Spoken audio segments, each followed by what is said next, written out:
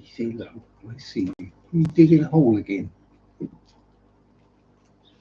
We're going to have to rename you to Diggy Diggy Hole Cichlids. I wish you'd hurry up and have some more bubbers. Eh? Yeah. Should we get this show on the road? I've got a funny feeling a lot of people have got other more important things to be doing than listening to me waffle, haven't they? Yeah. Apparently there's some football game on. Sunday shop do do do do do do. Sunday shop do do do do do do. Sunday shop do do do do do do do do. Arr! Hello, hello, hello, hello.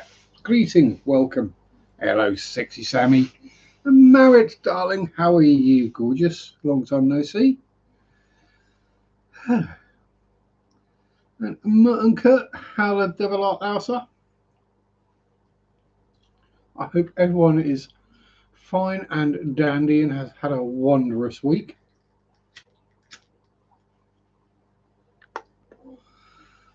I've had a relatively normal week for me. Well, as normal as I ever get. Yeah.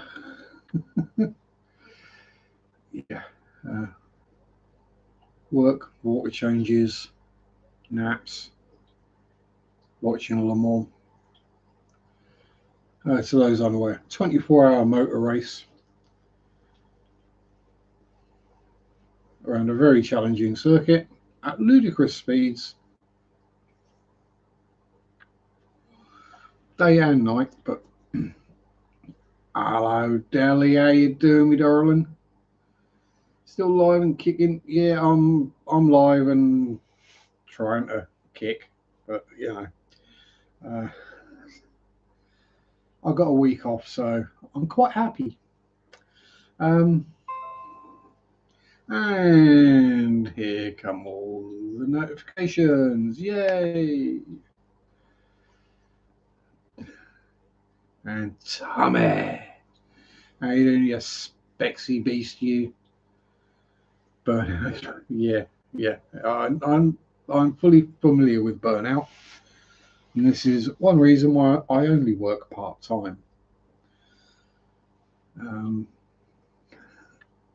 Mind you, I say that do 24 hours a week at work, and if you add in technically the fish keeping is a job because I make money from it, and YouTube and walking a dog, yeah, I'd probably do over 40 hours in a week. So well, at least 3 of the jobs I enjoy, kind of. And the other one ain't too bad, even though we've got a new store manager. But he's pretty cool. He's rapidly understood that I know what I'm doing and I don't need to be managed.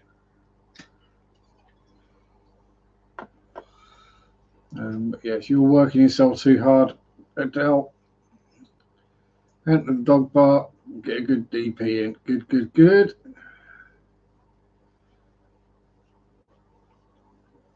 Get your double penetration done.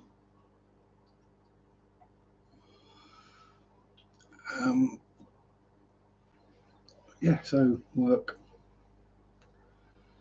Went on a nice bike ride, only a short one for me, to a little town called Long Stratton, which, and I had a oh my god I'm old moment,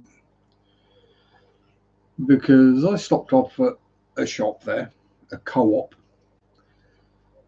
There's a supermarket-y kind of brand in the UK. Yeah, Tommy been wiping and blowing paint onto bits of paper and canvas. Cool. But yeah, I was like, this is a really nice shop. The architecture is really quite pleasing, and it's bright and airy, but doesn't feel like you're in a warehouse. It's clean. Oh, I like this. Oh my god, I'm getting old. Took the seat off the scooter and replaced it with a peg. Oh. No, we're not going to sing Jake the Peg. We're not allowed to sing that anymore. I'm going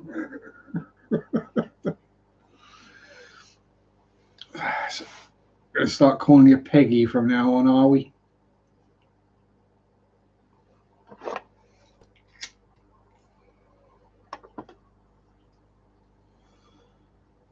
Yeah, my backside gets sore enough with a saddle, let alone just riding the seat post.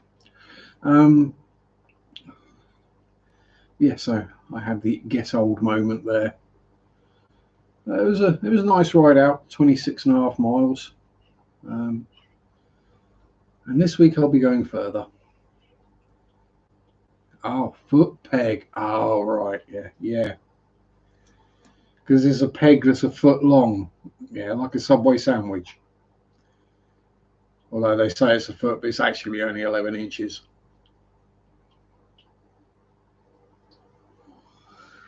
You can't unsubscribe again. You only just resubscribed. God, dear.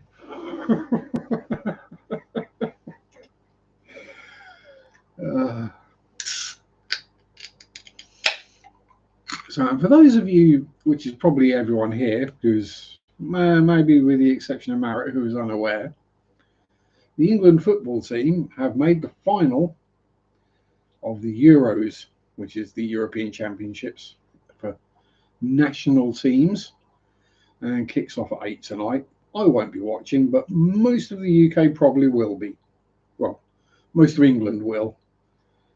Most of Scotland, Wales, and Northern Ireland will probably be supporting Spain.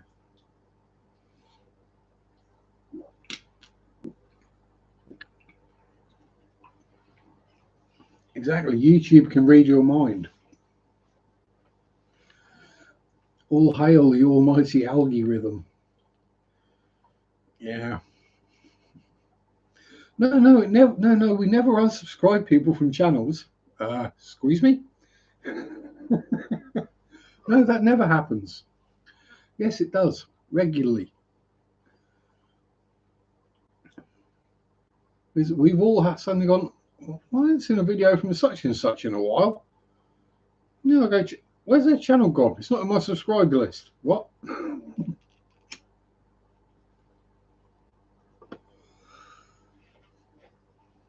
Well, the thing is, it doesn't actually unsubscribe you from the people you don't watch anymore. It unsubscribes you from the ones you do watch. It kind of defeats the object. Hello, Linkbot.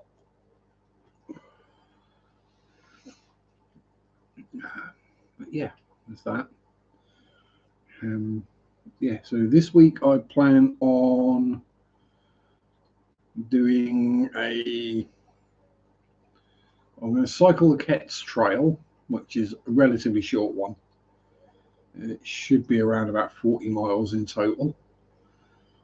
It's basically here to Norwich via some back roads and then back. And then I've got a couple of other rides planned for the week as well. So I'll be busy. One will be going around a few churches to film some videos of. So I'll actually have some content to upload that isn't bike related. Possibly even some fishy content as well. Because it dawned on me that I've not done the species profile on either cherry barbs, Puntius titea, or the Amicus splendens. And as one of them looks like she's ready to pop, it's probably a good time to do a video on them. You get a little drone for B-roll. Yeah, that would involve editing. See, what I would do with the little drone and the little drone footage would be I'd just upload that separately. Plus, I've flown drones, and it's a kind of accurate name for them because they really are boring to fly. You're like, really? Is that all you got? Seriously? Now, a racing quadcopter, that would be much more fun. That might actually be enjoyable to fly for a couple of minutes.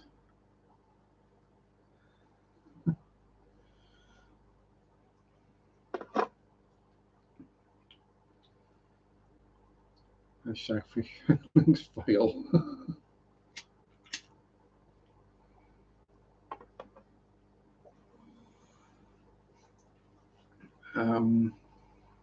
Yeah, I really don't enjoy RC stuff that's slow. And what I consider slow is not necessarily what most people would consider slow.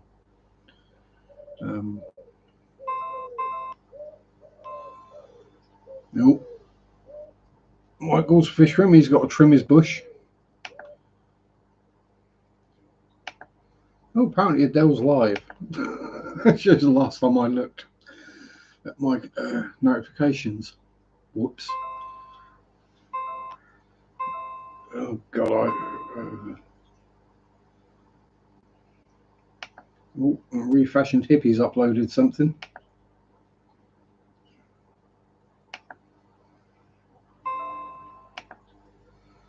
And Mark of Mark Shrimp Tanks is asking, can you use rainwater in a shrimp tank? Well, my soft water tank uses magical butt water, which is rainwater, and it's got an accidental, very strong, very healthy colony of cherry shrimp in it. That always seems to be the way with me. If I decide this is going to be my shrimp tank, it doesn't go well. If I have shrimp in a tank and then go, now we'll take them out of there, we'll put them somewhere else, we'll redo the tank for something else, then the shrimp that get remaining get left behind, because there's always a few babies and whatever kicking about in there. You never get every single shrimp out. Trust me, from someone who puts their water change water from the shrimp tank in the sink or the kitchen sink every week and goes through it very carefully and pulls out usually around 20 baby shrimp a week. Yeah. If you're throwing your water change water and your filter cleanings away in a shrimp tank, you're throwing away a lot of shrimp.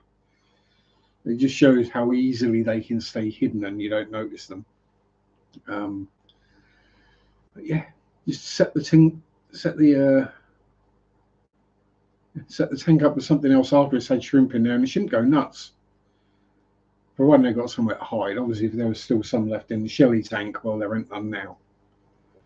But so they've got the pair of Nanacara, and yeah, the shrimp are going crazy.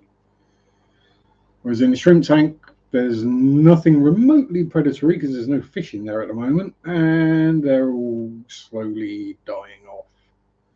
Well, they're breeding plenty, but they're not growing. They're not getting chunk. Probably somewhat overcrowded, maybe. The not so black water tank is still not so black water. It still removes its own tannins in a few days, no matter what I do. But yeah, healthy, happy.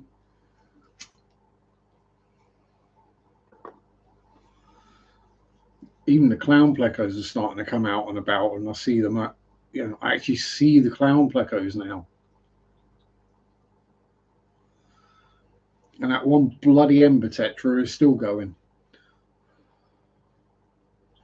Yeah, it is kind of funny. It doesn't appear to bother the fish at all. They're quite happy. It's keeping the pH balance ish more than anything, I think. Although, I mean, they still do the breedies, but still no joy with getting babies. So I'm guessing they're probably still being eaten. Whether it's the parents just don't get it and eat them. Yeah, the Anubias, yes, that needs cutting back again. That's a monster. What do all my Anubiases are? Well, actually, the ones in there aren't. Well, that's Anubias Nana Petite, so it does stay a bit smaller, but the Anubias Nano that I've got. I mean, so the one in the Blackwater tank, it's a 10-gallon tank, and the Anubias is like that by that. And the one in the new tank, which is 64, so what's that? 18 gallon. The Anubias is that long by that wide. That's all. All the plecos have seen my green dragons more than any. Yeah, I was looking at some plecos today while we were in the LFS. I was kind of tempted.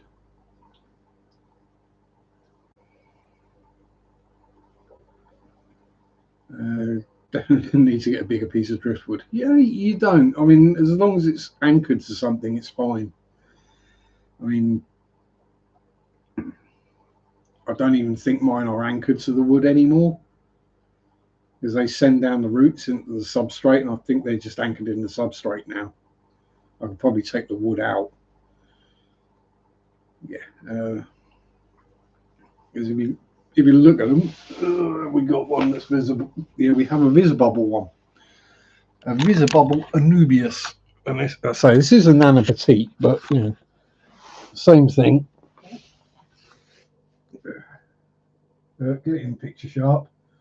So you see the Anubias, and you see all those roots coming down into the substrate. Yeah, that's not attached to anything.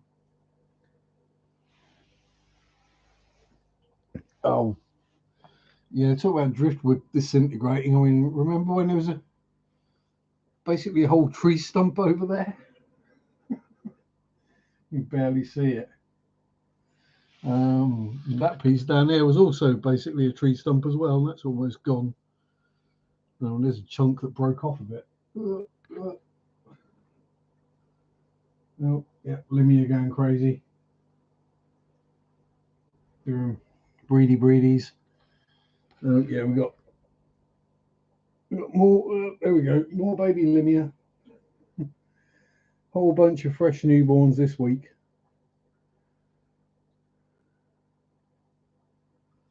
And then, yeah, just crowds and crowds of them everywhere. Oh, and new fish lilies. Are they going to be visible? Are they going to be visible?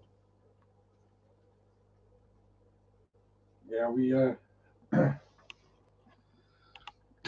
got 3 more cherry barbs. Just bring the numbers up a little bit.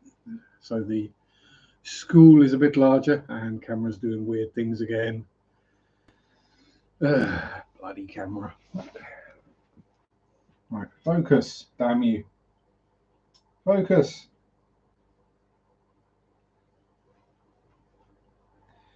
You will focus, camera. It's gone even more out of focus. They'll get there eventually. Yeah, Limia. Yeah, they took a while to get going, but now they just don't stop. And they seem to be breeding for the people I've sold them to as well. Because there was another tank full of them at the LFS today.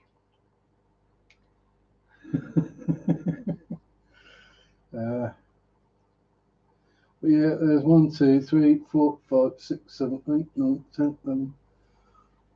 I mean, just at that count, there's at least a dozen pregnant females there. Oh, and very old t-shirt.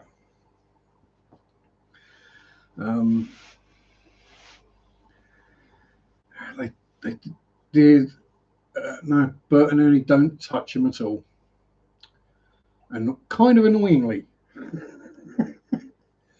I'm actually considering getting something that might eat some. Much as I hate to think an angelfish is probably my best bet, but given what the Limia are like, an angelfish might not survive. Yeah, live bearers that defend themselves. That's why I moved the Nanakara out of there. I will get used to pointing which way. Because I'm looking at a backwards picture, so I go to points of where I point on the picture, but I'm actually pointing the wrong direction. It's weird. Yeah, that's why the Nanakara aren't in there. Why the Epistogrammas got taken out of there as well. Because the adult Limia attack dwarf cichlids. And they don't necessarily do any real harm. They just keep swimming up and pecking at them. And eventually they take off all the slime, all the scales down to the skin, then they start pecking up that. So if you remember when I moved the Nanakara, Mr. Kara had a completely white patch on his side where, yeah, it was the Limia, which is pecking away at him. Mollies do the same, but I didn't notice it with the mollies.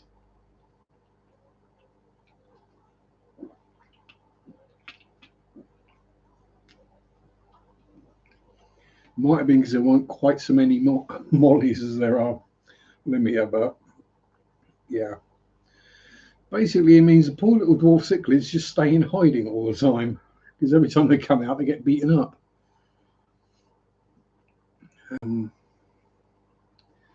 So yeah, and it's like, yeah, I could get something like an angelfish, much as I despise angelfish, because I know that would eat the fry, or at least some of them. But would the angelfish then get beaten up by the Limia? That's the question. And I don't really want to be going and buying a full-grown angelfish. So A, because they're expensive, and B, because you don't know how old they actually are. So yeah, don't know. There's got to be something that'll eat some fry, but not all of them. Maybe a gourami, rhymes with pepperami, or salami.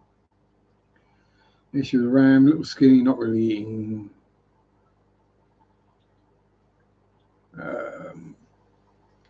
I'm not really the person to ask about rams because they don't normally get a chance to get skinny. I've had them, I think, 3 or 4 times.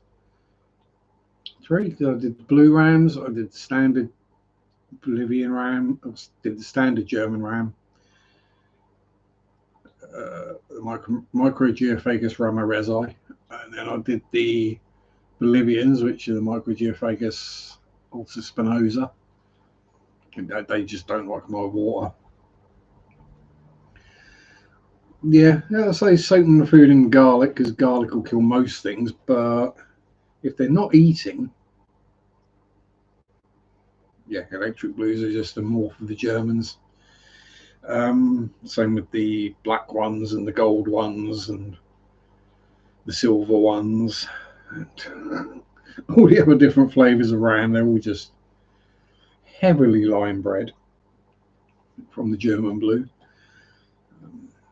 Yeah, I mean, soak the food in garlic. I mean, as long as it's eating, then that shouldn't cause an issue. Whereas if it's not eating, then that's the problem. Pimifix and Melifix, no good for parasites. I mean, if you could catch him, would a salt bath help? Or Epsom salts might help clear him out a bit.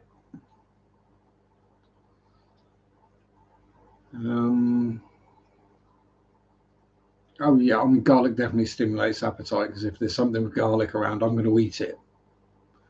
Now, if there's a garlic bread, I'm going to go home. Unless it's Domino's garlic bread, because that's much like Domino's pizza. Nasty stuff. Well, it's not nasty. It's just costs like 3-4 times as much as a frozen pizza does, and it's no better.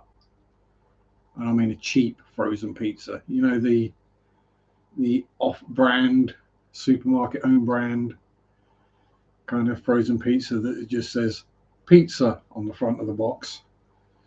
Um,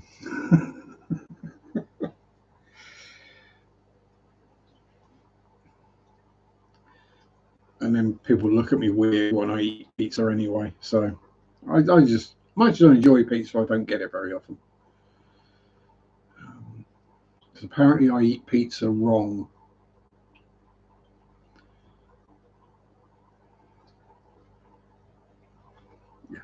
I'm the same. I try not to go the chemicals route and the expensive medications. And I mean, I get there are pets, we care for them, we love them, blah blah, whatever.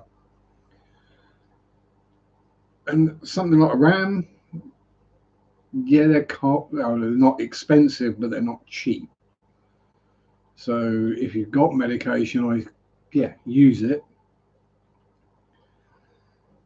But if it's something like a guppy or a neon tetra, um, people are spending 5 times what the fish would actually cost to just buy a new one on medication. Why? It's a guppy. It's a platy. I get it for more expensive fish or characterful fish that you're attached to, maybe even a better. But for a bog standard live bearer, no. Sorry, I'm not even going to bother with a salt bath or anything like that. It's just, oh, that guppy's not looking very well. Oh well.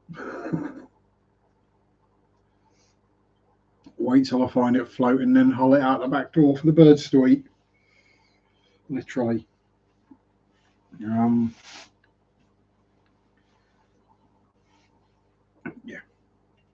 Basically, if it's a fish you don't name, you don't medicate it. That's how I work anyway.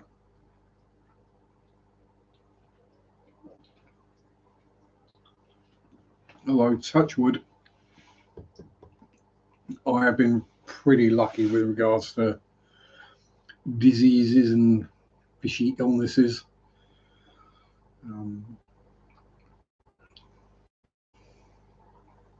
I've only really had the bad ones. Yeah. The Vorticella or Vorticella with the shrimp. Had the Camellanus worms in there, and what's the one with the fungal one? Not cottonmouth. Can't remember. Begins with C as well, I think. Oh! Howdy, Rainer. How you doing? Not Camellanus, not. Yeah. So other than that, I either tend to have fish that just die in quarantine because they just weren't healthy, full stop, or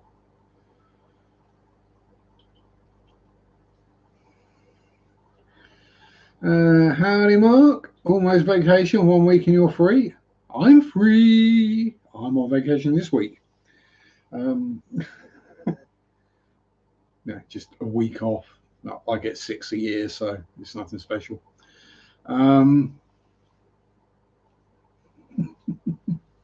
Just rub it in. Yes, I get 6 paid vacation a year. Oh, and half an hour extra.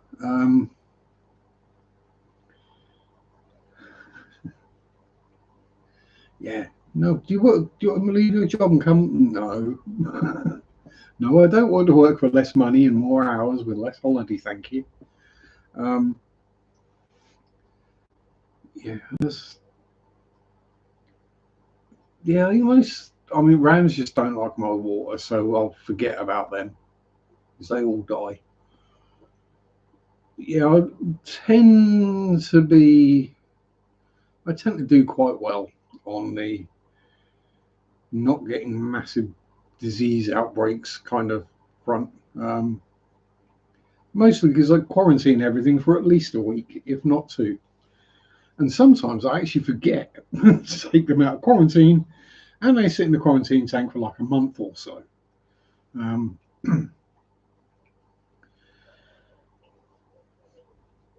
yeah. Or in the case of when I first got cribs, I put them in a quarantine tank and then they bred within like 3 days. And then the female crib murdered the male, so I called her Pam. Um, then she murdered the other female crib. And they just kept reproducing. Yes. Babies upon babies upon babies. And if you remember the saga of me trying to get rid of all my cribs, and there's a reason I don't have cribs anymore. I have a different flavour of pelvic agromis, who for some reason aren't breeding now. Get extra days and start my vacation early if I want, but I like my college, so I don't do it. Ooh, no, no, no, no! Don't start setting precedents.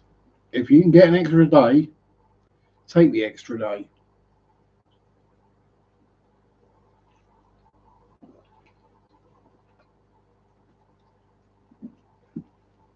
Doesn't matter what it is,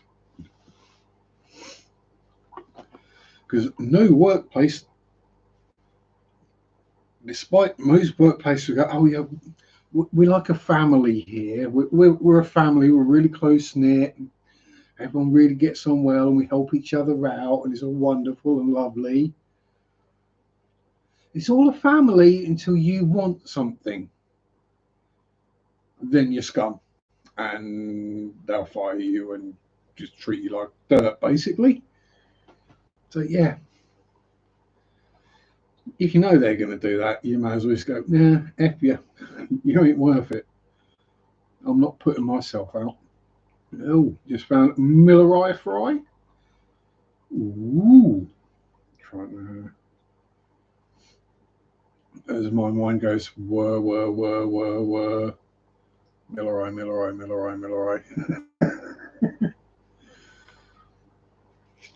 Yeah, sounds like family. Yeah, there is that.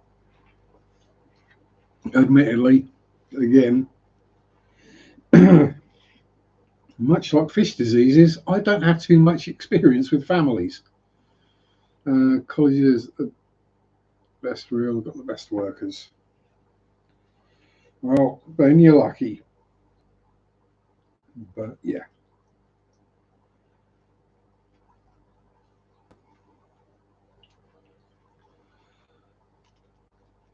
ask not what your company can do for you, but what you can do for your company.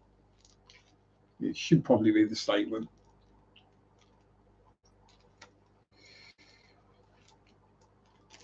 Yeah.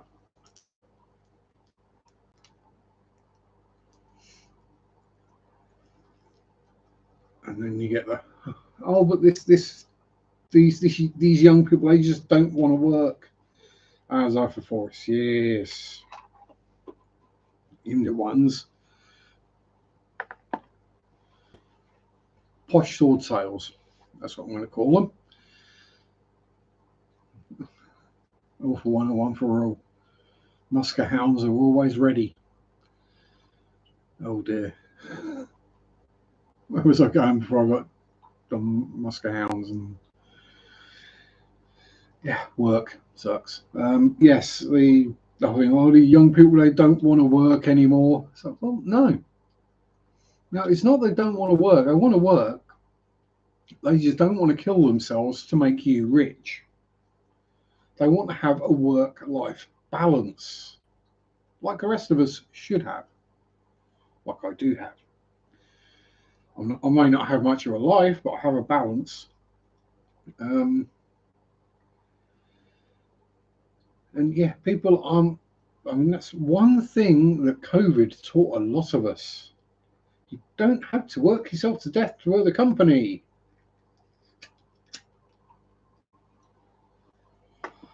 A lot of jobs you can actually carry on doing from home, but the company doesn't want you to do them from home anymore because that way they can't keep a close eye on what you're doing. Xenotoca leonsi Gidaids. Xenotoca, that's a Mexican Gidaid.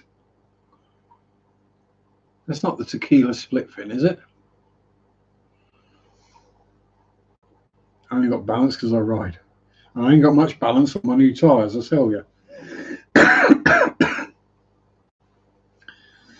Yeah, I can ride no-handed. I was riding my old tyres no-handed, no problem. New tyres, oh boy, they're a bit twitchier, just a little bit. Got not tequilas now. Definitely a Mexican one though, or that area. But yeah, I tried with the new tyres going no-handed, and yeah, that's not going to happen anytime soon. It's because they got a much more rounded profile, so they're shaped, rounded rather than slight over exaggeration, but you get the gist. And they also run on smooth surfaces on a very narrow contact patch. Rio Tomazula.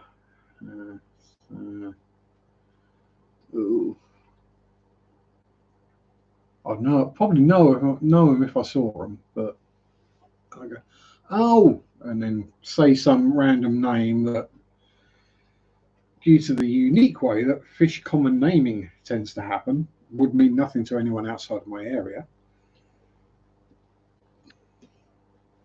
Because they get called different names in different parts of the world or different parts of the country, which is why we tend to stick with the Latin or the scientific name, because then you know what you're talking about, the blue tail.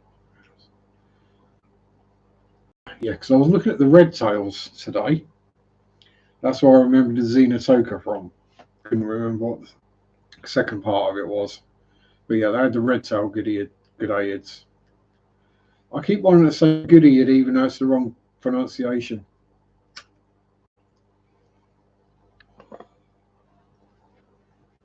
Probably something to do with growing up listening to Mark Goodyear on the radio. Doesn't help. I have to remember that those type of live bearers were named by an Australian. G'day.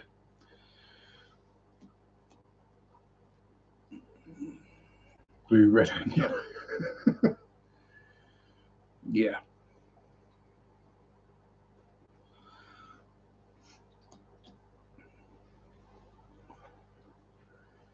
Oh ha ha. Yeah, it helped. It helps it stick in my mind. I'm sorry, Adele. I'm not being racist for once. Is it actually racist to take the mickey out of an Australian? So technically, originally, you're all English. Well, the white ones. I mean, they did name a variety of cichlids after the Australians. And I'm waiting for the abuse.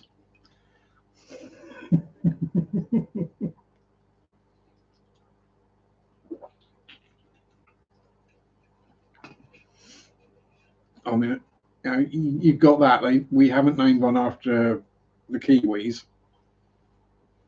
I mean, there's a sheep's head, but there's no sheep shagger cichlid. Nick finds some sponsors for the Seahorse Pod project.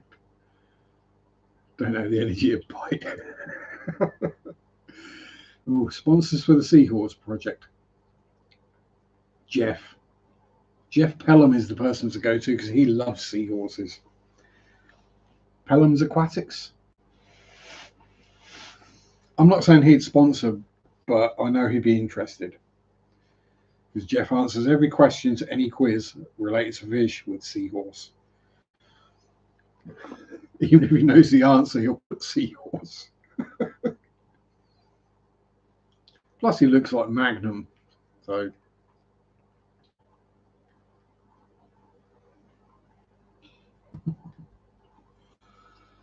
Yeah. So don't get me wrong, seahorses are cool and they're pretty, but They just remind me of the chest burster scene from Alien, just with sperm instead of aliens when they give birth. Well, Adele's off for coffee. A very strong coffee, I'd guess.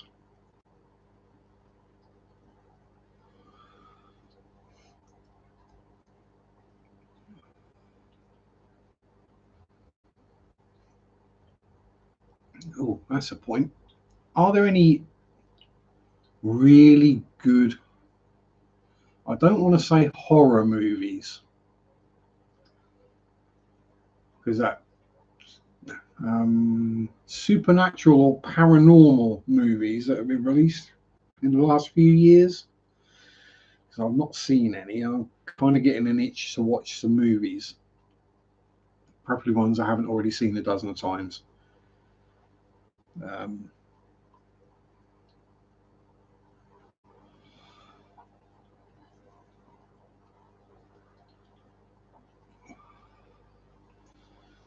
So the thing with horror movies, because it all gets lumped in the same genre, and it's like heavy metal.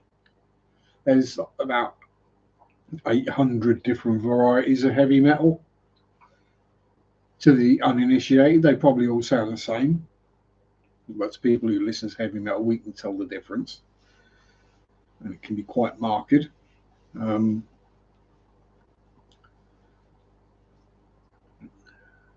Yeah.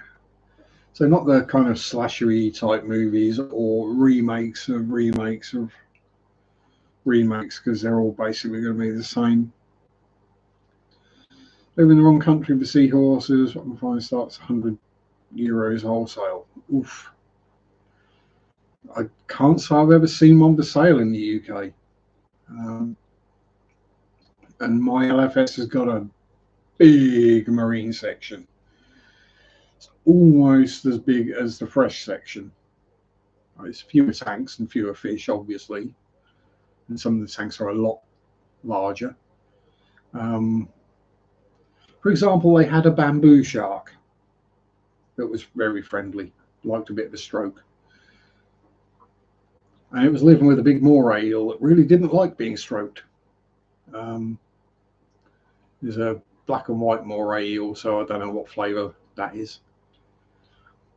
But yeah, they had to put signs up on the tank that don't try and stroke the eel. Do not put your fingers in this tank. Because you know what people are like. Oh, wow, look, oh, he's lovely. Oh, he's coming up to say hello, and they put their hand in. And then the moray eel goes, well, it does the xenomorph thing. It goes, and then they squeal and they start crying and bleeding, and they have to be told, well, you shouldn't put your fingers in the tank if you don't know what's in there. Should be a Gymnomorana zebra. Yeah, possibly. They just got it labelled up as a moray eel. I don't even know if it's for sale, actually.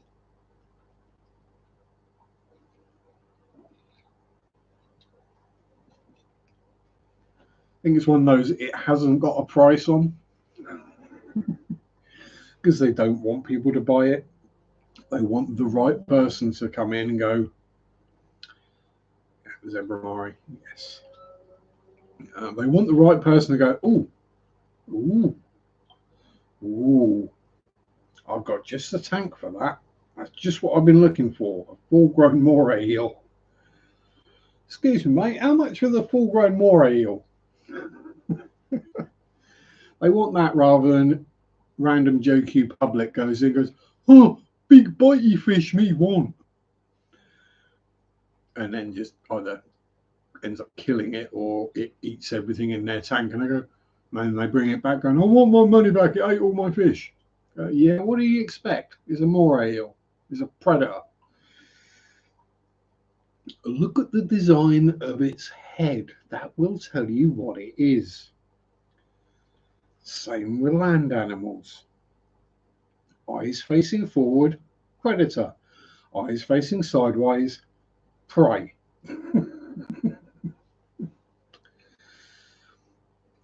8 eyes facing forward, squash it.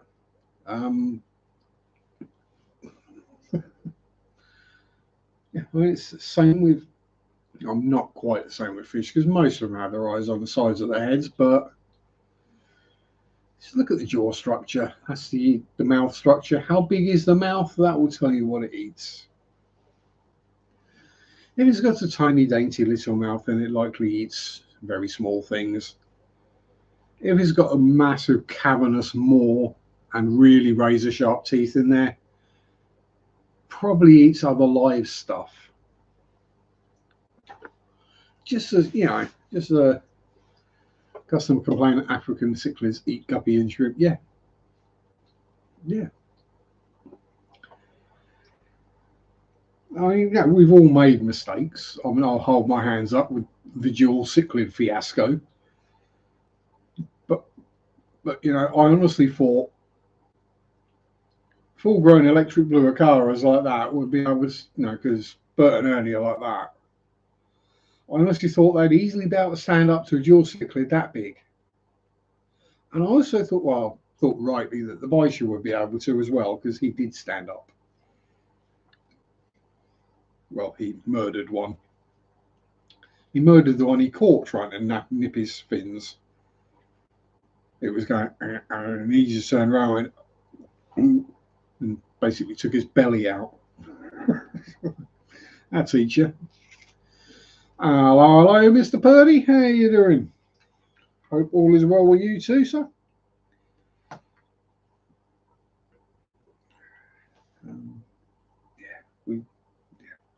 I say we've all made mistakes with stocking certain fish with other fish and it not going well. I put shrimp in with neon tetras, and the neon tetras ate the shrimp. Right, so. But then I've had shrimp in with bettas and cichlids, and they've done really well. But yeah. Yes. At an African cichlid just Hank and wonder where all your little live bearers and shrimp have gone. You know, it happens all the time. You didn't tell me this would eat such and such. All right. And yeah, one reason I don't want to work in a fish shop, the amount of times you'd have to be saying, I didn't think I'd have to tell you that an Oscar would eat shrimp. I thought you might have realised it's carnivore. Not an omnivore technically, but you know. Actually, no. Oscars are on a seafood diet. They seafood, they eat it. The big fish like that tend to eat whatever they can fit in their mouth. And if their tank mates will fit in their mouth, they will be eaten. Much like when people have a big snake and they go, oh, look how lovely it is. It lays down next to me. No, it's just sizing you up. It's just waiting until it gets big enough to eat you. Customer doesn't ask me to say, can I get a pair of those? The phone is down, so I thought, yeah. You think, oh, they're doing their research. No, they're probably just texting someone and can't put their phone down for 5 seconds.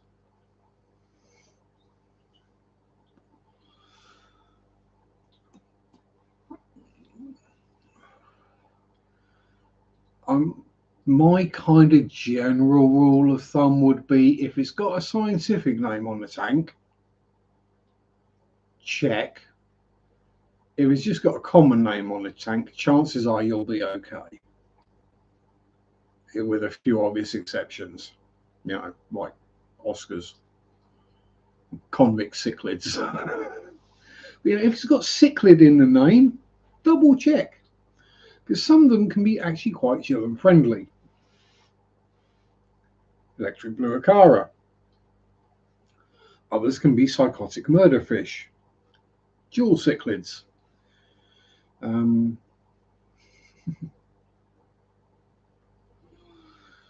Yeah, generally most live bearers are fine together. most bottom dwellers are fine together. Always got the scientific and the German name on them with a picture. Oh yeah, because that's the other one. People will look at a tank and they will see a price on the tank and then a bunch of names next to the prices. And I go, oh, I'll have some of those.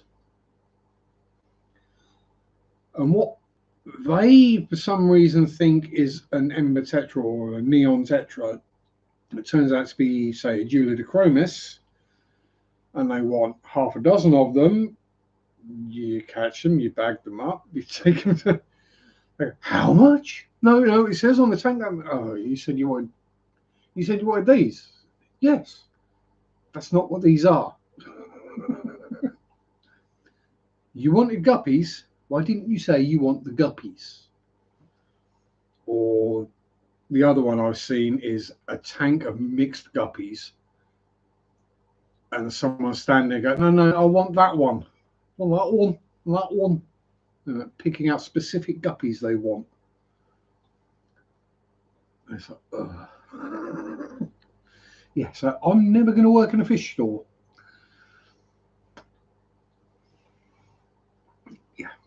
I mean, at least, say, in a food shop, food store, people kind of know what food is and how to use it.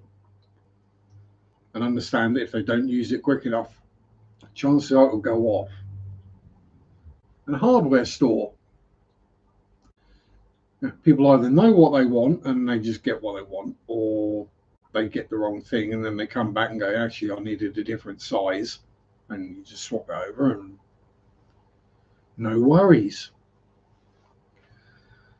But for some reason, like with hardware stuff, people don't assume they know everything. Even the professionals don't assume they know everything, because they'll still make the same problems.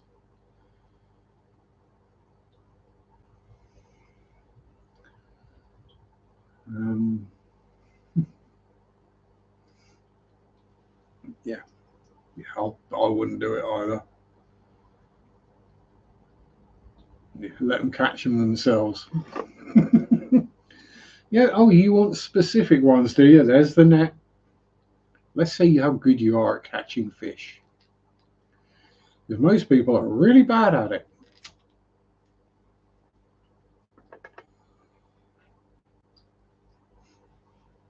I'm gonna get, when I say like, oh yeah, I sold 100 plecos today, and they go, that must have taken you hours to catch all of them. And I'm like, no.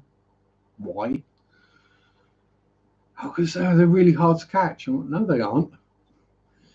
You just find where they're hiding and pick the bit of wood up or whatever it is and put a net under it, and then they drop off into the net. It's that simple. I mean, obviously, if you've got a tank like that and you're trying to catch a specific fish, it would be a nightmare. Yes, I remember several times having to catch fish out of there, and yeah, it sucks. Once a customer wanted 5 specific neon tetras, he gave up after 1 hour. Neon tetras are all look identical, unless you got a mixed tank of standard and longfin. But or did he want the ones with the little fluffy bit on the top of the head?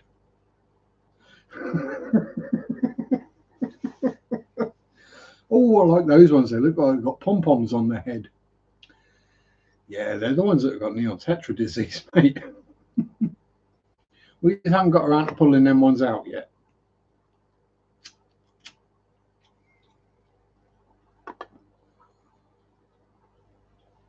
Or when there's a sign up on the saying, no, these fish are new in, they're acclimating, they're not for sale. And they'll go, oh yeah, but I just want a couple of those. And then yeah, they're not for sale, they're being medicated, or they've only just come in, or whatever. Oh yeah, but I really want them. So I know what I'm doing.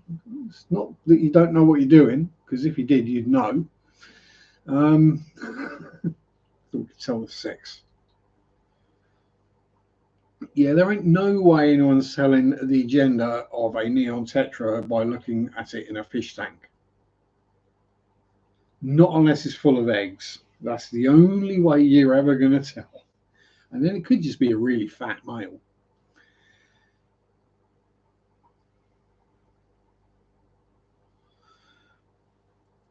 In which case I would call it Simon. Oh, I forgot to say, hi, replay crew.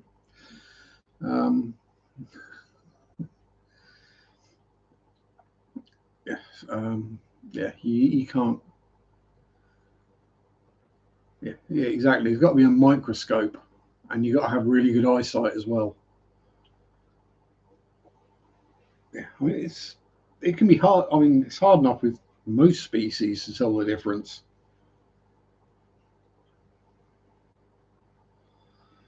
I mean, like my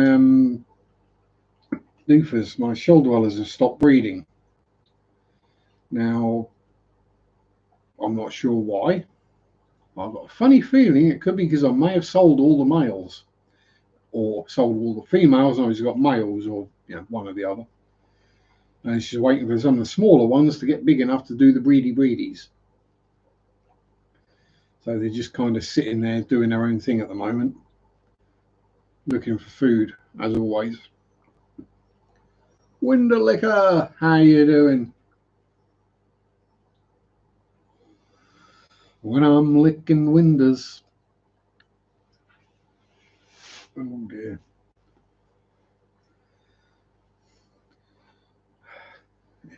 The fact that you're number 5 means there are 4 other window lickers. That just makes me laugh.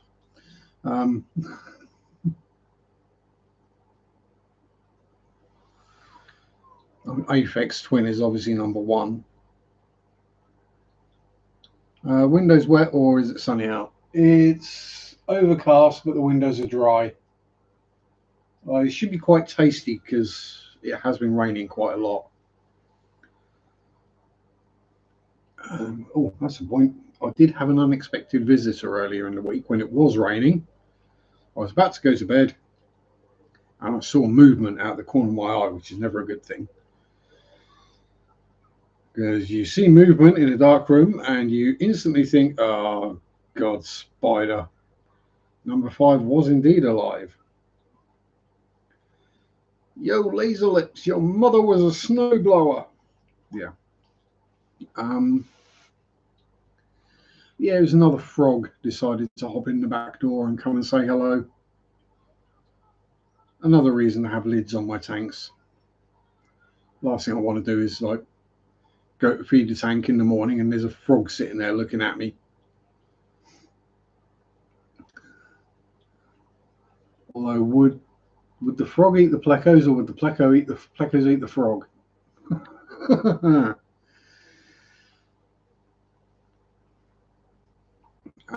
You're the chosen window licker. Oh, I've got my seat. Where is it? Oh, gold. So I've actually got a copy of Aphex Twin's single window licker somewhere around here on CD.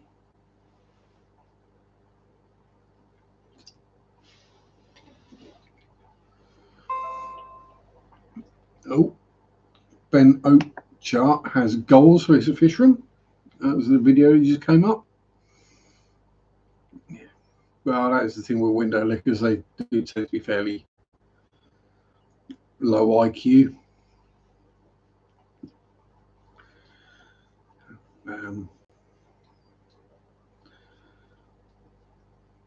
Yeah, that's...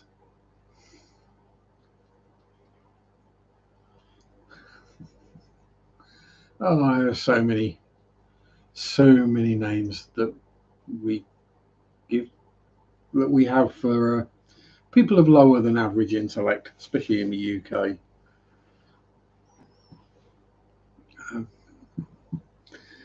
We get very creative with our insults.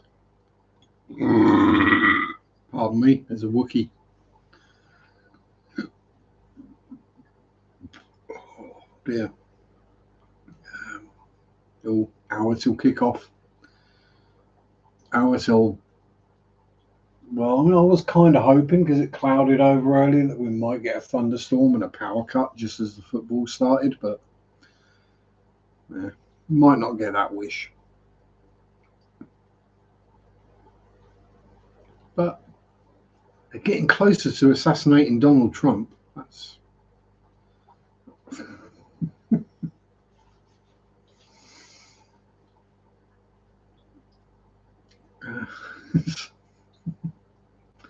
yeah, I'm not going to go into that one any deeper. Just a few inches off. Although, would it have affected his intellect? Probably not. I mean, he doesn't like Windows, but he does eat crayons. And that doesn't mean he's a Marine either. He just eats them because he likes the taste.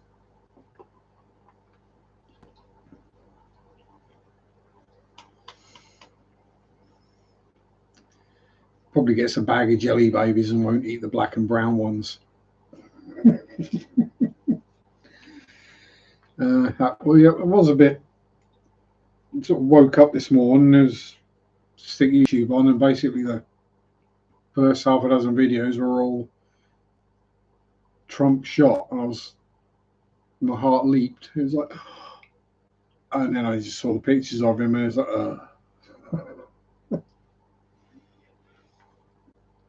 But at least he's got something in common with our old mayor. The old mayor of Attleborough, who got ousted, didn't believe he was as universally disliked as he was, and got very upset when he got shot with an air rifle in the arm and had to go to hospital. Really? Forgot to come back. Bad aim. How did he miss? I mean, to be fair, if he was aiming for Donald Trump's brain, it's a pretty small target. I reckon the fake tan deflected the shot, or the bullet just didn't want to get that close. I can't blame it.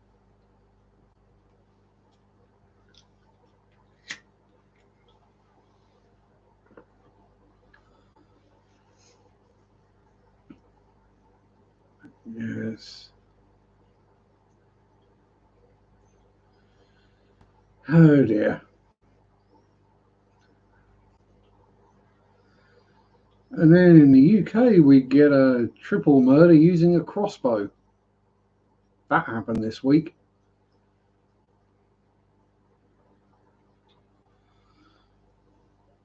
So, next on the list of things you're not allowed to buy or own anymore, crossbows.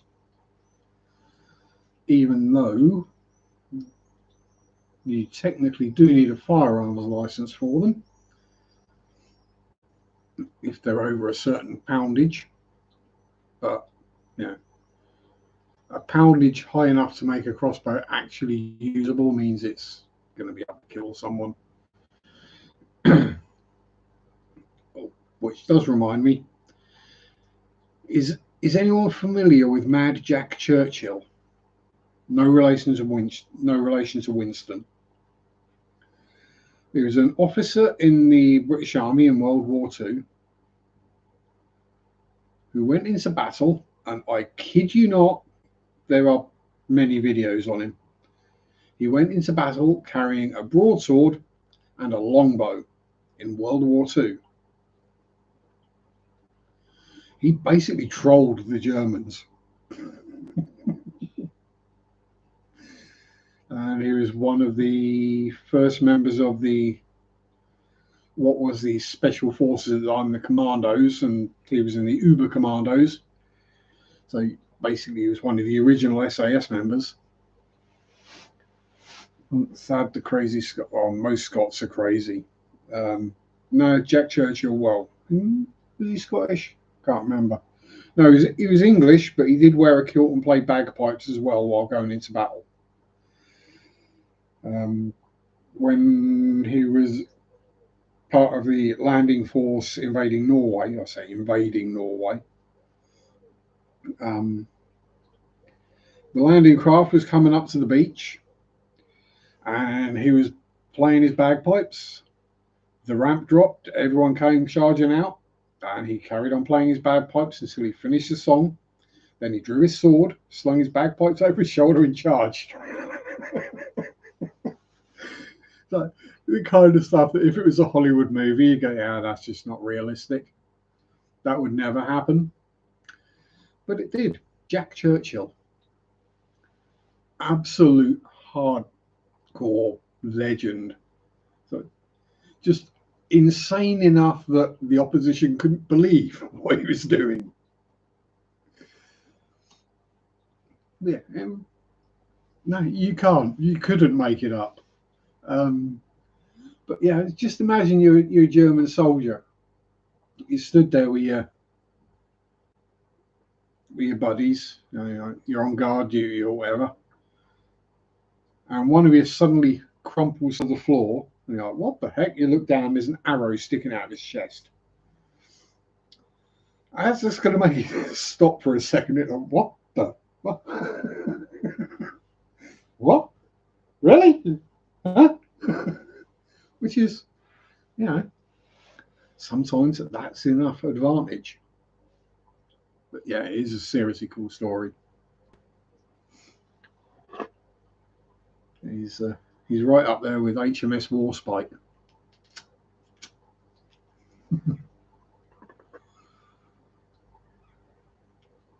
You know how, like in a movie or whatever, the hero just obviously can't die. Like plot armor.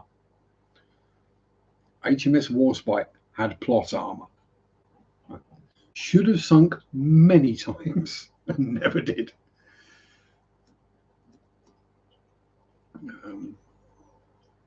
Yeah, it is just hilarious. He got captured and escaped from 2 concentration camps. Get hauled to Berlin to be questioned because he's Churchill, so they assumed he was related to Winston.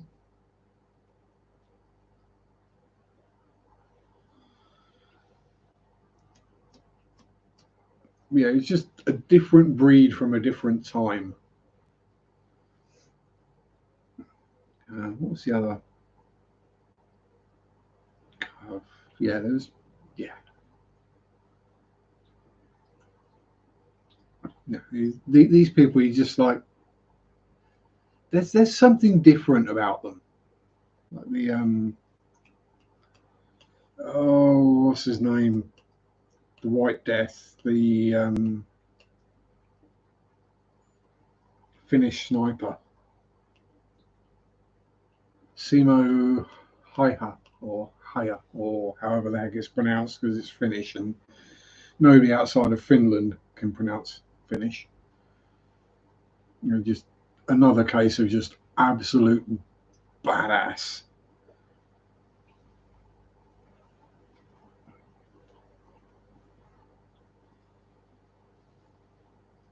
Yeah, there have been movies made about him. That's the one. I knew Homer would know it, and probably pronounce it as well. But yeah, he was a serious badass as well.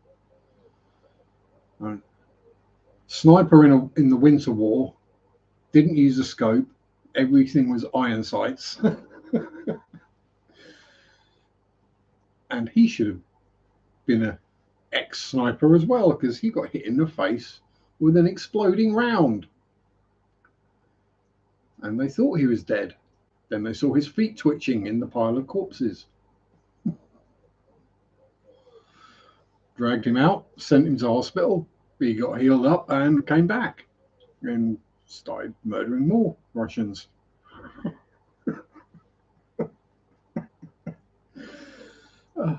Yeah. I mean, you watch action movies or war movies, and it's like things happen. You're like, no, that's just no. But then you actually look into the real history, and like the war movies are actually toned down. It's like, yeah, no one's going to believe that. Oh, it's like the can't remember the guy's name, which is a tragedy. Jeremy Clarkson, the documentary on the Victoria Cross, telling lots of VC winners' stories. But the main one he's going through is just like, what?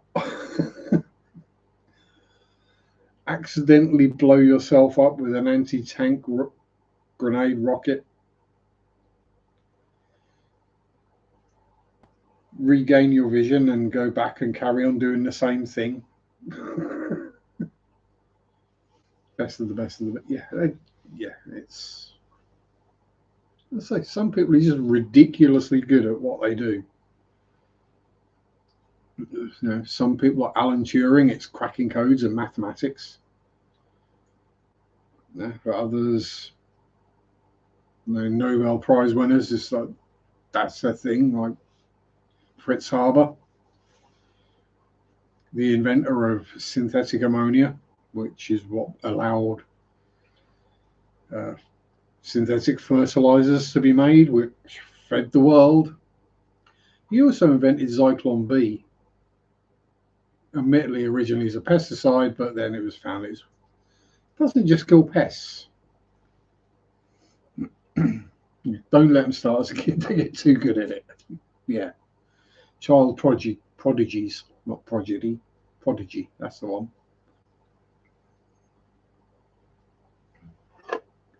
And now I want to start singing Firestarter or Poison.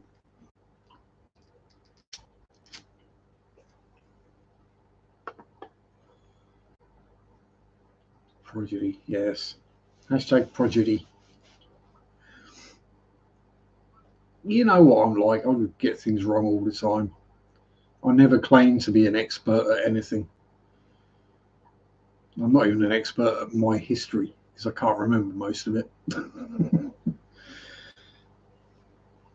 I have a little bit of knowledge of a lot of subjects, let's put it that way.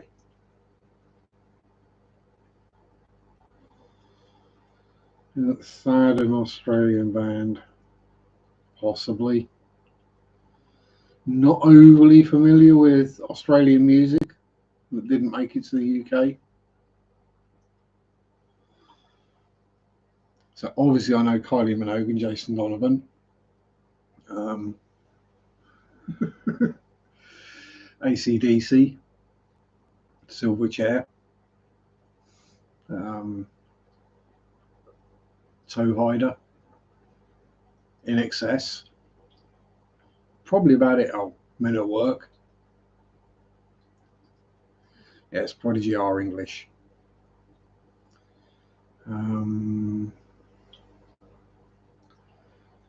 Yes, Liam Howlett is the Prodigy. He's the one responsible for creating and writing all the music. Keith Flint, rest in peace, and Maxim Reality are pretty much just frontmen. No offense, because they're bloody good frontmen.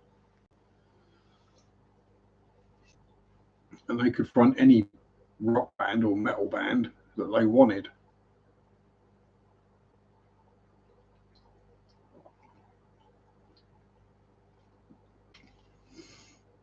And having met Maxim, he's a hell of a lot scarier than any metalhead or metal singer or musician I've ever met. Because he is huge. He's a grande and muscular and scary looking, especially with the white contacts in. But just normal, regular dude at the end of the day. Keith Flint was a nutter. I mean, Heart of Gold, but an absolute nutter.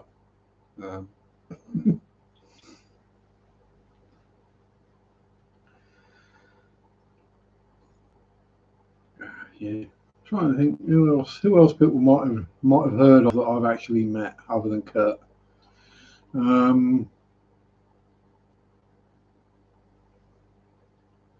All the best art. Yes, exactly. They get the success and they keep the success because they're just normal, nice, general people. They're not a walking ego. Other musicians and things can get on with them and work together.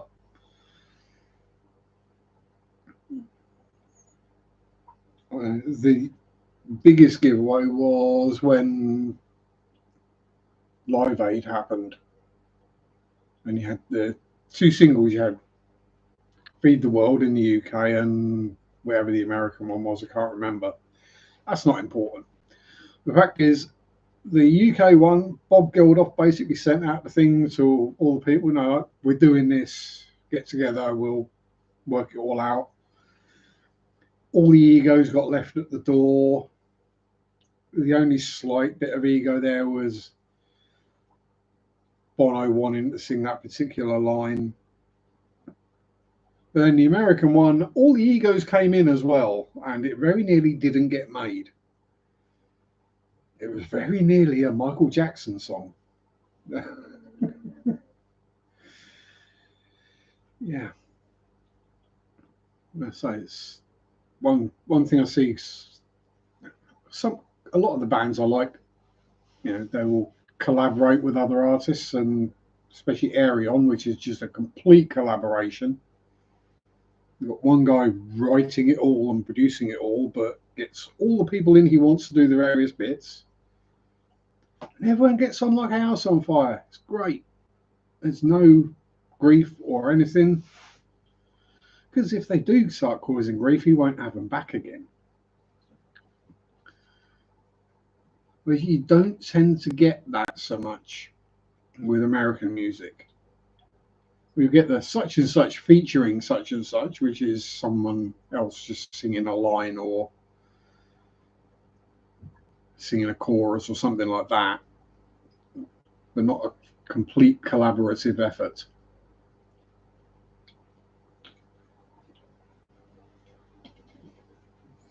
I mean, it happens a bit more in the metal and rock genres, but not as much.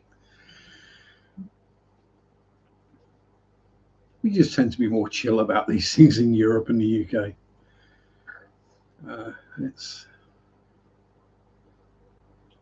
It's more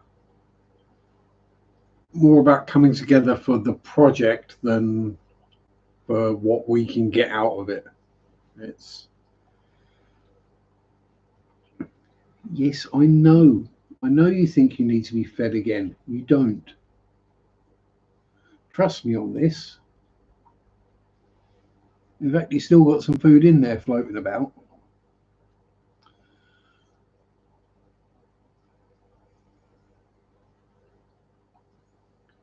Laughing at Alex posting on Photoshop pics of various. Yeah. I think he's doing it obviously for a bit of fun and poking fun, but there's also the fact that a lot of fish pictures you'll see aren't exactly legit. They're heavily edited, let's put it that way, or taken in specific lighting conditions. What's breeding at the moment? Bristlenoses, Kelsoprese, Limia, Kelsoprese. The Amicus splendens, we're waiting on just giving birth at the moment. Snails, shrimp. Not a lot else is breeding at the moment. I do still get the odd random baby Corridora turning up, because I've got some rather chunky female Cories, and they do sometimes lay eggs where they don't get eaten. Yeah, exactly. He's poking fun at the heavy editing. Exactly. And it's unrealistic. Even just the pictures of people's fish tanks that you see in magazines or on websites, whatever, those tanks don't look like that all the time. They look like that for that photo shoot or that picture. They've literally just been scrubbed and cleaned to within an inch of their life, and The substrate all made perfectly level and just so, and every little tiny little thing gone. Hello, Dixie. How you doing, me dear? Lurk away. But the thing is, people see those pictures and think that's what their tank should look like all the time. But it won't. Now, I'm not saying I'm lazy or I do it this way because I am lazy, let's be honest. But if I'm going to film a video on a tank,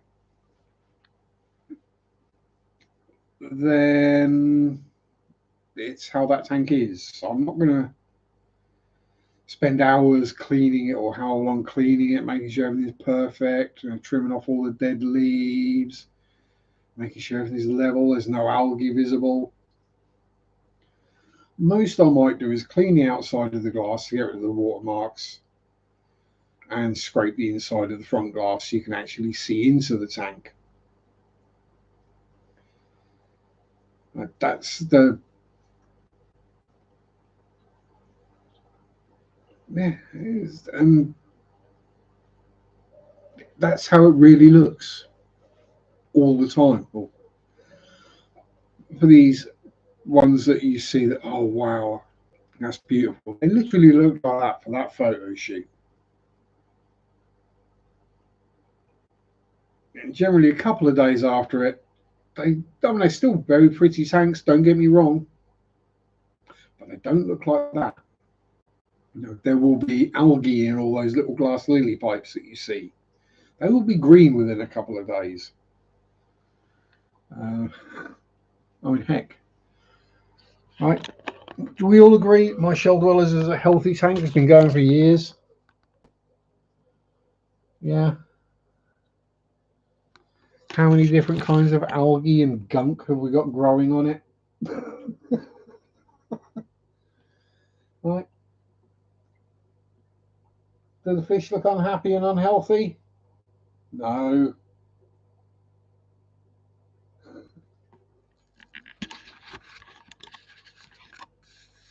Unless you're like MD and have show quality tanks all the time. Yes, but that's what MD does for his living now.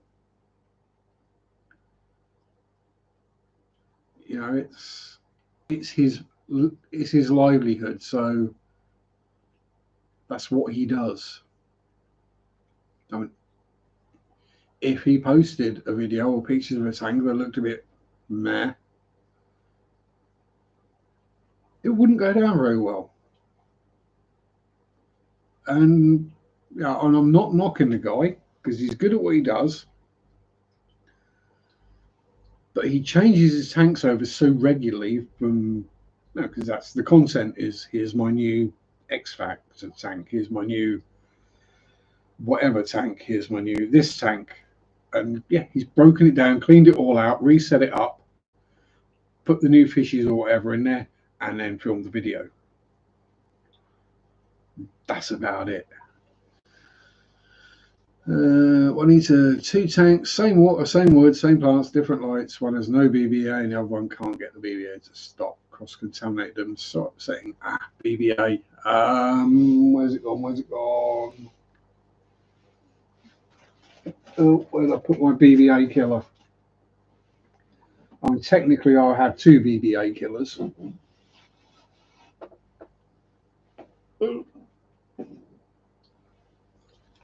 First one is that. Get it in the middle of the shot might help, and the right way around. Food grade 3% hydrogen peroxide. Just squirt that on the blackbeard algae and it goes red and dies, and then the fish eat it. Or you can get really lucky like I did and get a very, very weird bristlenose called Bertie, who's actually hiding at the moment.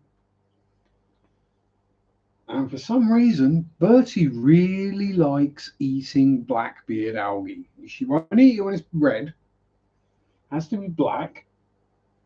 Yeah, she's the reason there's no BBA in that tank. We used to get quite a lot of it. And then she started eating it. And she's eaten all of it.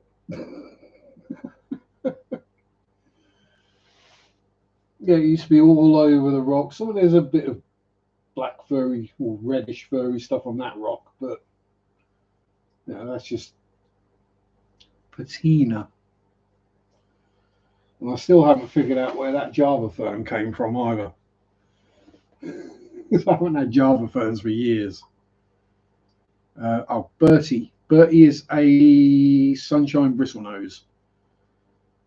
So if you think like an albino bristlenose, but she's an albino crossed with a lemon blue eye. So she's got the lemon colour, but she's got the albino eyes. Zebra narrow snails will also munch on it. Got an FX6 to service, low flow, fun, playing with fish poop. Yeah, that'll be me most of tomorrow, don't worry. And it won't be canisters. Actually, I might clean out the canister because I haven't done that for a few months. But then there's only like 4 fish in the tank and 3 of them are tiny. So, yeah, probably doesn't need it. Yeah, we'll leave it. Yeah, I'm going to be water changing all the tanks and cleaning out all the filters. So I will have buckets and buckets of fish poop tomorrow. And when you think the amount of bristle noses I've got, that's a lot of poop. I think the amount of poop that's in that breeder box, that's like less than a week. That's like 6 days worth of poop build up. There's a lot in there. The best fertilizer, yes. Oh yeah, also the best plant watering or vegetable watering water you can get as well. As if you've got fish tank water, it's got nitrates in it, and if you cleaned your filter out into it, it's got breaking down fish poop as well. So all the nutrients.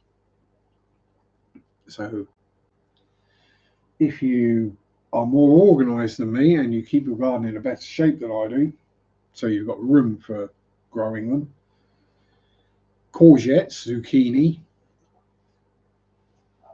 I still have some seeds. Mandy Pandy! Yeah, so literally just buy a pack of courgette seeds or zucchini seeds or whatever, or even take them out of a courgette. Then, yeah, plant with some poles, canes to hold the plants up. And you water them with the water out of the fish tank, and then when the courgettes grow, you feed them back to the fish. Yeah, fresh veggies for the fish, fertilized by the fish. Yeah, it's a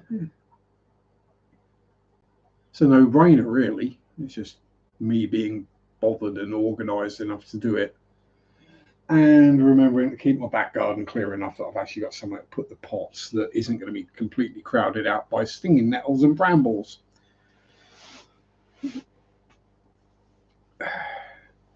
And you think, well, yeah, the easy way, just weed killer it. Yeah, the problem is I've got a pond.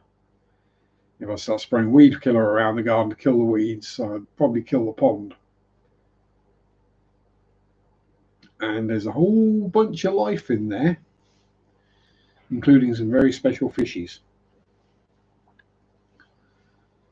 With Watson, which was Nadine's goldfish, is still alive in there.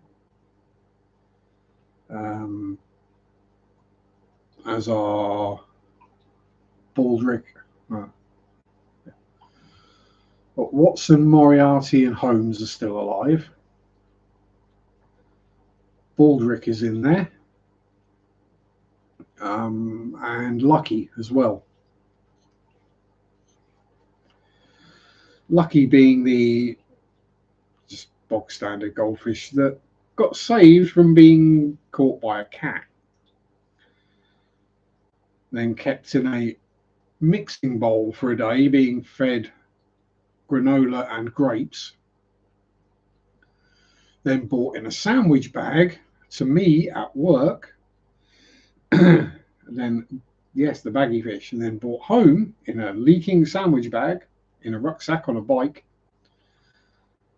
complete with puncture wounds from the cat's teeth, and then kept in a tank in a tub on his own for a bit until he healed up. And then I got him a little buddy because he was being very, very skittish. So I got a little baldric, who's a yellow comet with a black moustache. And yeah, they're both scooting about happily in the pond, munching frog spawn and pond plants and tadpoles and God knows what, bugs, beetles, flies.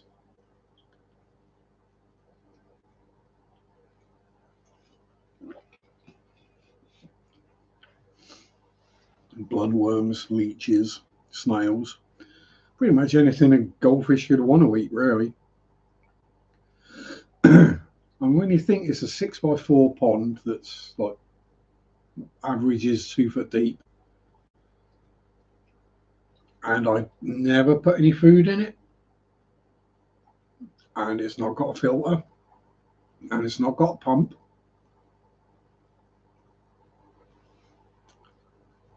yeah, I think we can safely say that one's natural and balanced.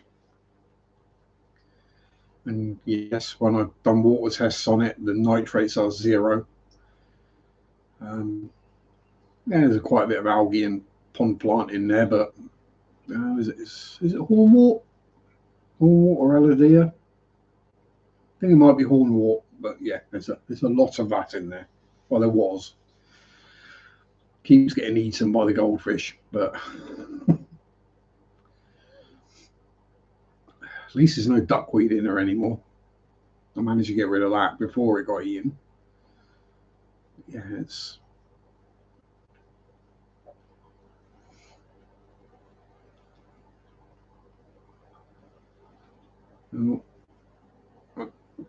yeah. Enjoy your nap, Adele. Have a good one. Don't work too hard, me dearie. Oh.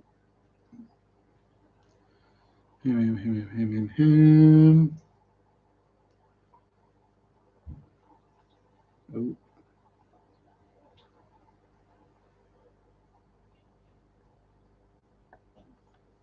Days off. Woo. I've got another 8 days before I've got to go back to work, but you know,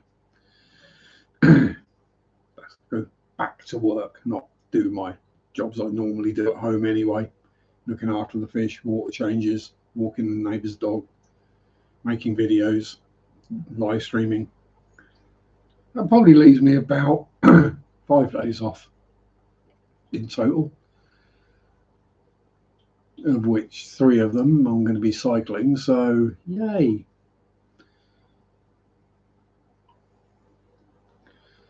Absolutely knackered. Cream crackered. Yeah. We do need downtime to just recharge the batteries. I mean, some of us need more than others. I mean, I know people who can work 8, 9 hours a day, 6 days a week, and they're absolutely fine.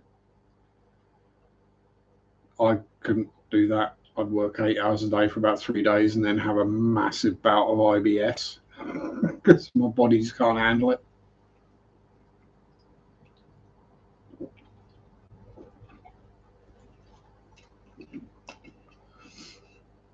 That, or I'd basically be having a foam dome with a can of energy drink on the side and just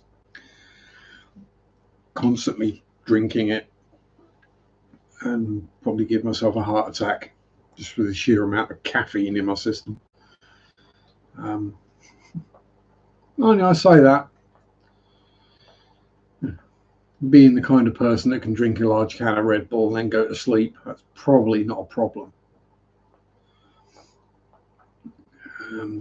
But yeah, you enjoy your nap, and it doesn't have to be an hour. It can be 2, 3, 4, 5. Don't worry about it. Oh, pardon me.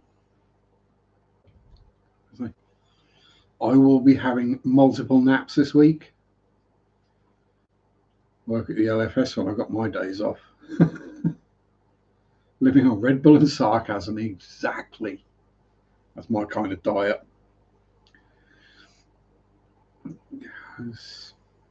But I'm just old and broken, so it's one of those weird ones that people just don't realise how old I actually am. Unfortunately, I look younger than I am. It's like caffeine is my favourite drug too. I had thoughts with joke the factory worker. It needs a main, yeah. Carbon gets a bad rap. Heard something. Don't use it. Yeah, if you got carbon in the filter, it'll pull all the chemicals out of the water, which will include your fertilizer. And it'll leave the nitrate, but it'll pull everything else out. So there's no nitrate in the fertilizer. You just might as well just squirt it straight into the carbon, to be honest. Yeah, I don't run carbon. Technically, there is carbon in that Fluval U4 filter there, because the fine pads that go in it are floss one side, carbon the other,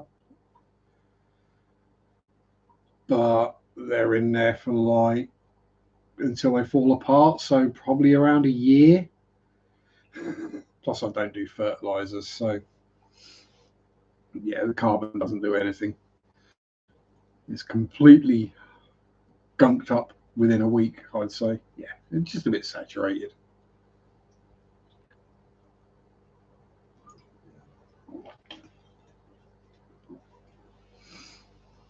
Same with Purigen. It has its uses, don't get me wrong. I mean, if you want a tank that doesn't have tannins in it and you've got wood in the tank, Purigen is great.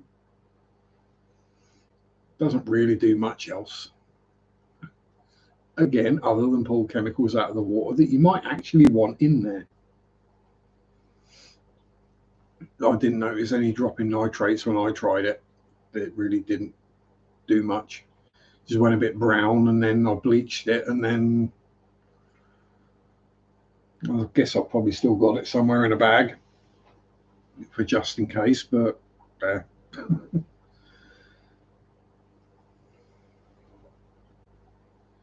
it's got its purpose. It is a chemical filter. So, I mean, if you've been medicating or treating a tank for something, adding carbon to the filter when you've finished will pull the excess meds out of the water. So that's a good use for carbon. But if you're fertilizing a planted tank and you've got carbon in the filter, it's just, generally I'd say if you've got a planted tank, you shouldn't need to fertilize it anyway. I know it's one of those products that is made to sell just to sell something. It's like biomedia, but it is actually kind of useful. And so if you've got a new tank and you just started the tank up and you planted it, because everyone plants the tank first and then they add the fish and blah, blah, blah. For the first few months, aqua soil, blah, blah, whatever. I've not ever noticed any real difference using aqua soil to sand or gravel.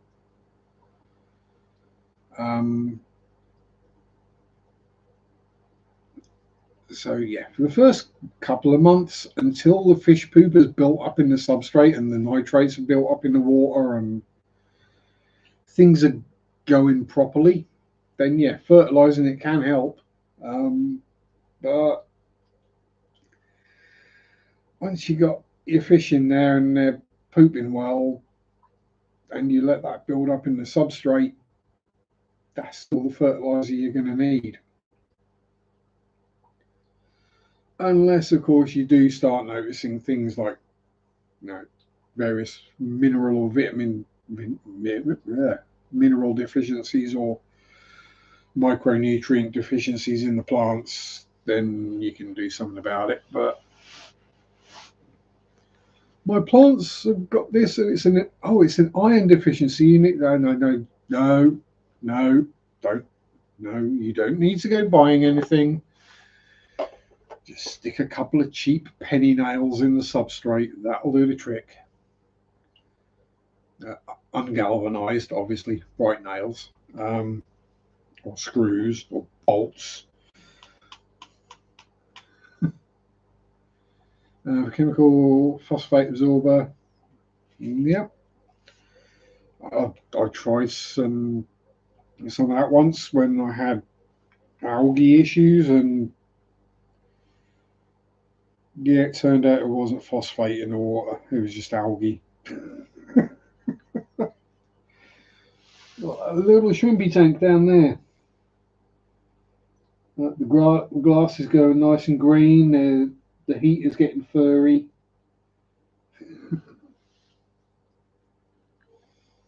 It's a shrimp tank. Algae is a good thing, because the shrimp eat the stuff that lives in the algae.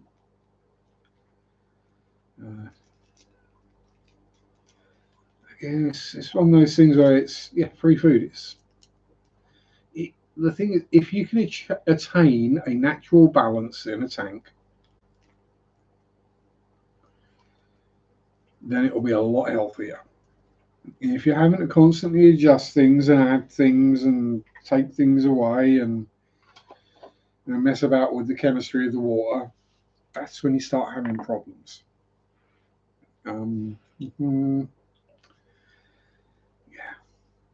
Just water changes and clean out the filter.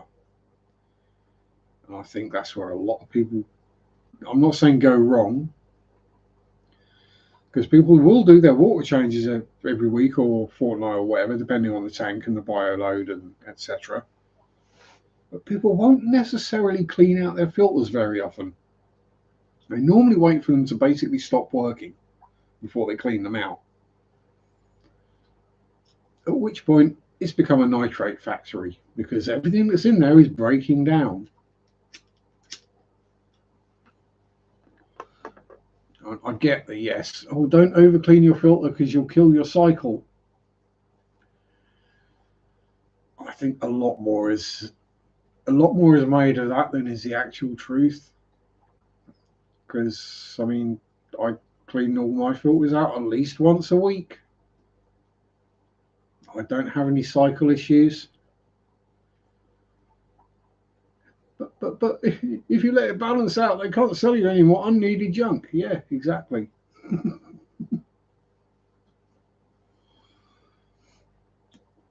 Sounds like, I know Bentley was joking, but he did the video the other day, Bentley Pasco, about big filter. I mean, he's got his tinfoil hat on. He's actually really quite funny, but he's talking the truth.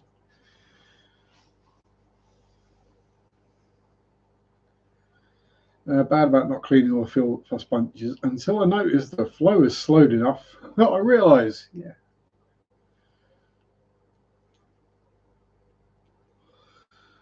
The thing I find, and this is, so it's one of the reasons I'm not a fan of canisters, because most internal filters is really quite easy to just pop the lid and pull the sponges out, or if it's a Sicky Shark or whatever it's called. I know Siche, but Sicky sounds more accurate. You know, you just pull the sponges out. While you're doing the water change, just give them a squish out in the bucket. Or if you're not using the bucket, if you're using the Python or whatever, just grab a small jug. Where are your water change jug? Grab a small jug, just stick some water in that, squeeze out the filter sponges, and then chuck that on the garden. You know, while you're waiting for the water to drain. That's what I do. Yeah, I have bare bottom tanks, but then they're all bare bottom tanks. They get their filters cleaned out every week, or at least sometimes twice a week, depending on how big and how many the plecos are.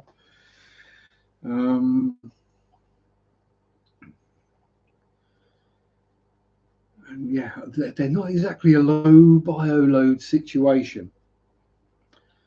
I mean, given the hundreds of snails that are in each of those tanks and the usually 100+ bristle noses,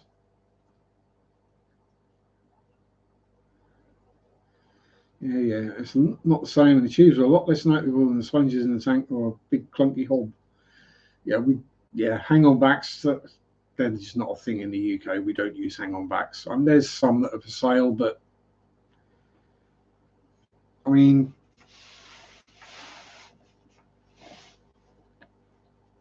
admittedly, you can see the filter in there a bit more this week than usual because I did pull out some of the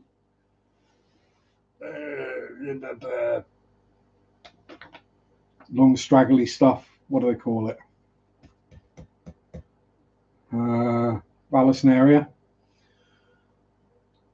Yeah, just grow plants in front of them.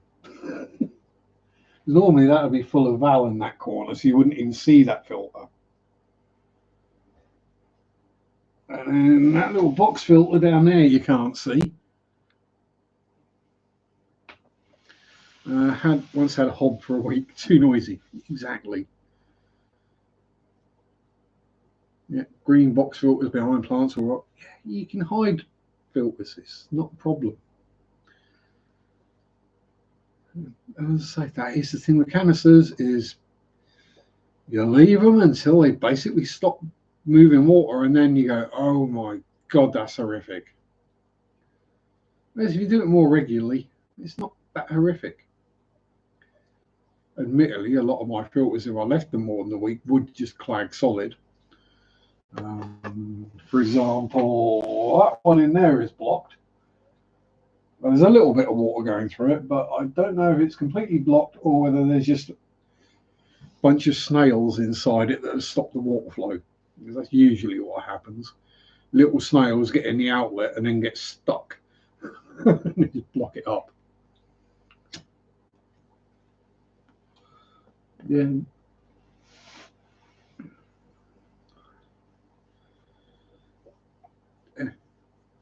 Yeah, love a good box filter. People say, oh, okay, Grandma. Yeah. But the thing is, we've been using box filters for flipping decades. And box filters where the whole biomedia thing started. Right? Because you use gravel to weight down the box filter so it doesn't keep floating off into the tank.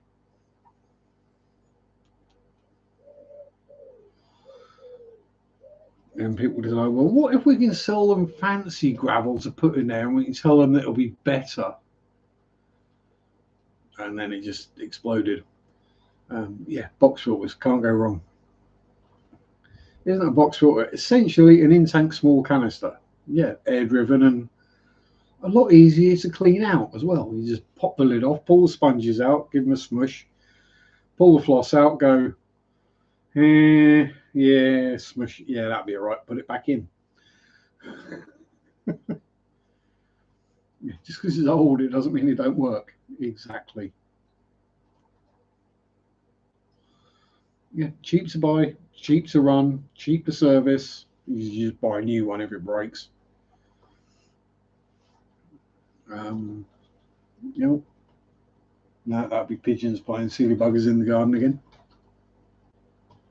Yeah, that's pigeons breeding. By the sound of it, either that or a cat's caught one. Yeah, air-driven filters. Providing you can find a quiet air pump. Yeah, as Rainer said, yeah, hob filters are just way too noisy. Just the sound of the water flowing would make me constantly need to pee.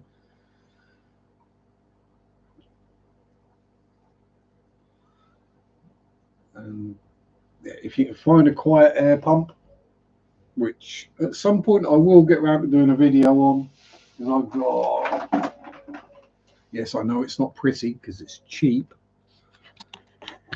but I'm running that one, which is a twin outlet. I mean, I'll get you real close. Can you hear that? You can hear the air. Can't hear the actual filter or pump. So that was what, £25 off of Amazon. Yeah, box filter was easy to hide. Yeah, because sponge filters, yeah, they can be a bit awkward. And the ones that will sit on the bottom of the tank, you can hide a lot easier. But the ones that sort of suction cup to the side of the tank, yeah, you can't really hide those very easily. Willie Mac, how are you, sir? I'm well as can be expected, and life is treating me passably. How are you, sir?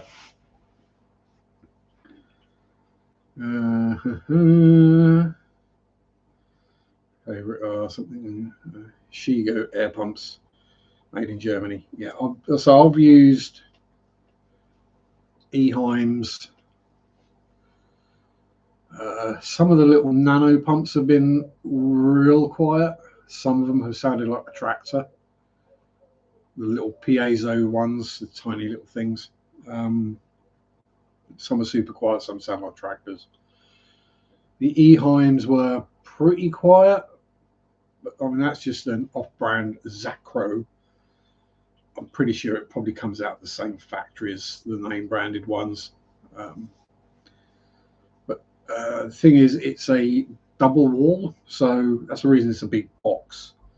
It's because the air filter, the pump assembly is in a box, suspended inside the box on dampening rubbers. So yeah, it's silent. Gemco linear pistons, yeah, pretty quiet. Oh, Tommy's been out for the making the kids scream.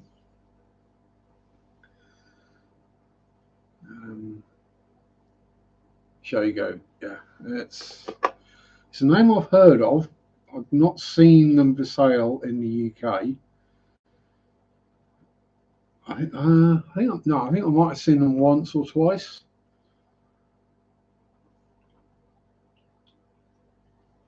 With so many titanium heaters, that might be where I've seen it then. Heaters.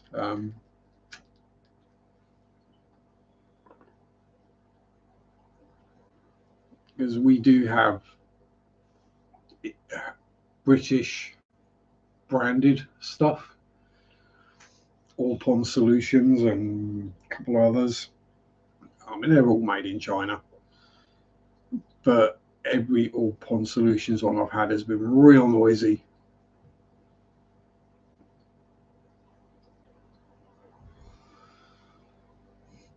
And you can tell a lot about an air pump by the box, right? Because if the box just says silent or super quiet or whatever, but doesn't actually have a decibel reading on there in the specs, it ain't going to be quiet. Right, it might be quiet compared to, I don't know, a jumbo jet trying to take off in your living room.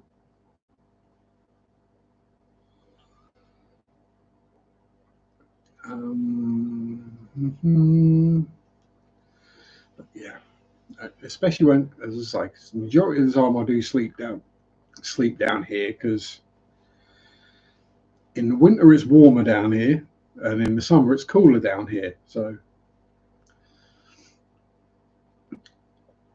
and plus it means I don't have to keep going up and downstairs every time I want to nap, or have to nap on the sofa, which is really not that comfortable because it's only a two-seater.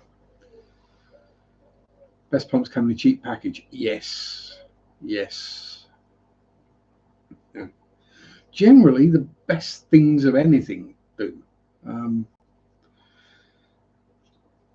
My opinion is the more they're spending on branding and packaging, the less they're spending on the actual product inside of it. Or they're spending more on the packaging and the branding and the marketing and charging you more for what is essentially the same product that's inside the packaging.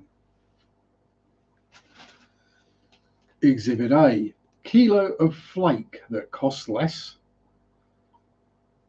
than a tub that size.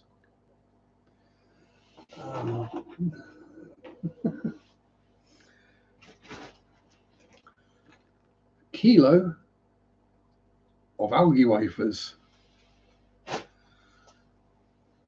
that cost less than usually about 100 grams of algae wafers.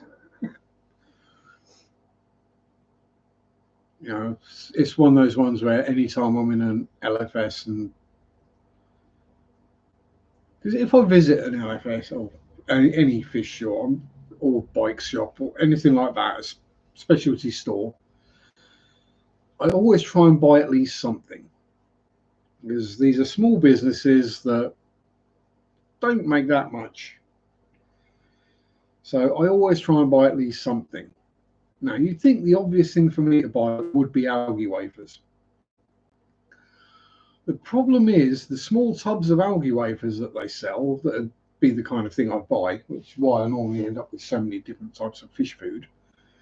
But the small tubs, they would last me a day, maybe two.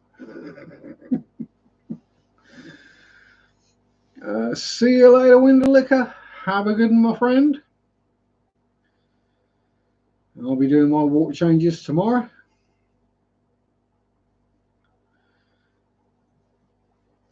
We got 11 and 11 on the likes and the viewers, so we're doing okay. Itchy nose and need a pee, but we've only got a few minutes to go, so I'll hold it. And imported vibrobites cost €42 for 415 grams. Can't afford that. I mean, I've had vibrobites and the fish loved them and it was all great, but yeah, they're expensive. Oh, what was the name of the other Hikari one? The Hikari fry food did do really well. The fish really loved, yeah, the fry did really well on the Hikari fry food, but again,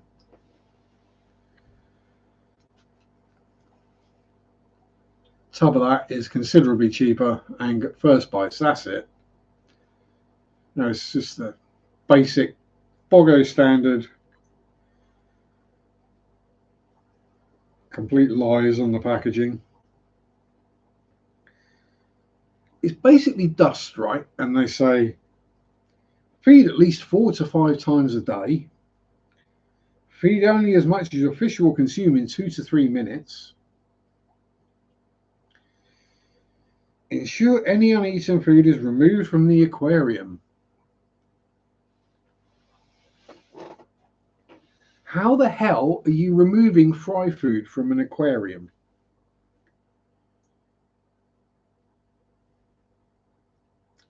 You're not. I mean, decapsulate brine shrimp. Yeah. Comes hooked to the cap. Teeny little spoon with an air hose. If I go near one of my tanks with fry in it with an air hose, I'm sucking up half the fry. Oh, mate. That's the problem with that solution. Yeah. I don't know if that spoon actually came with. No, it came with a Tetra food. That lid's off of something Tetra microgranules, I think.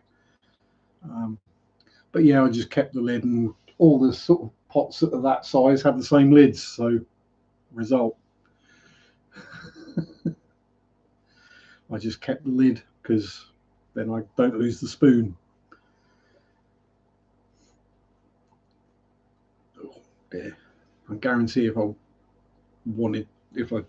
didn't have the spoon attached to the lid, I would lose the spoon. Oh. Do I need to fart or pee? Bit of both, I think.